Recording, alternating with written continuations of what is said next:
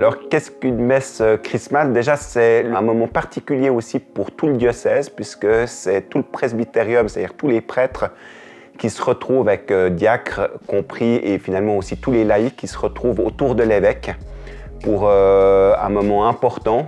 Et c'est à ce moment-là aussi qu'on bénit les huiles qui vont servir pour les onctions du Saint-Crème, pour les baptêmes, pour le sacrement des malades. Donc c'est vraiment un moment important pour toute la liturgie et aussi qui va nous mener aussi pour toute l'année, pour nos différents ministères, justement, de nous approcher des malades, des personnes âgées, etc. Et des futurs baptisés, puisqu'on en a de plus en plus.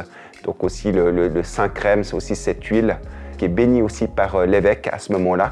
Et c'est vraiment quelque chose qui est puissant, parce que c'est lié aussi à Pâques, aussi à la résurrection.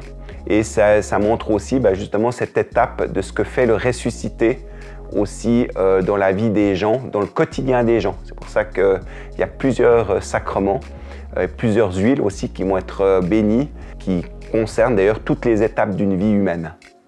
Alors les huiles, elles vont servir à oindre les gens. Vous savez que le Christ, c'est le oint de Dieu.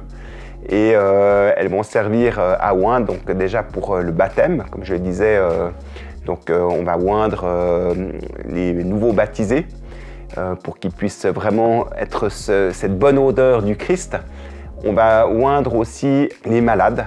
Ils vont recevoir quelque chose de tout à fait spécial, donc c'est pas le sacrement des morts, c'est le sacrement vraiment des malades. Ils vont recevoir quelque chose de tout à fait spécial par cette puissance de cette huile bénie, pour rester comme le Christ est resté sur la croix en aimant les gens. Eh bien, c'est aussi l'idée vraiment, nous croyons que Dieu a voulu cette huile et qu'on puisse la distribuer pour qu'on puisse garder la foi dans les moments peut-être les plus difficiles. Le Saint-Crème aussi qui est utilisé aussi pour les futurs prêtres qui vont être ordonnés.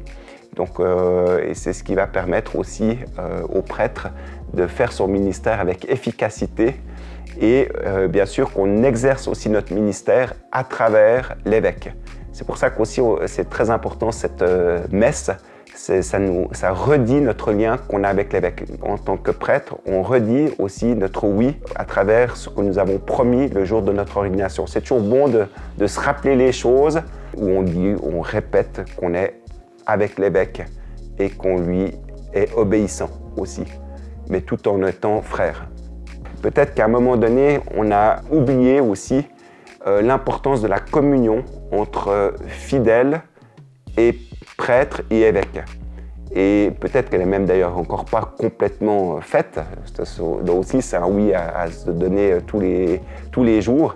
Mais en fait, on est chrétien dans une église en communion les uns avec les autres.